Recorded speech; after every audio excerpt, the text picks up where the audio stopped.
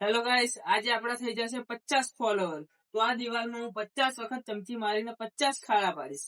અને આવતીકાલે જેટલા પણ ફોલોવર થશે એટલી વખત ચમચી મારીને એટલા ખાડા કાઢીશું. તો લાઈક, ફોલો અને સબસ્ક્રાઇબ કરતા રહેજો અને આવી જ રીતે સપોર્ટ કરતા રહેજો કે આ ઘર હું આ ચમચી વડે જ તોડી દઉં.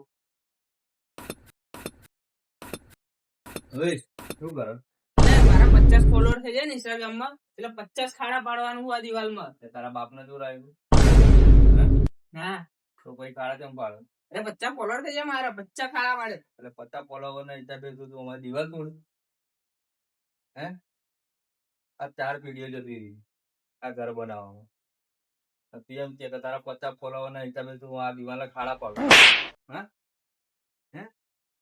હે?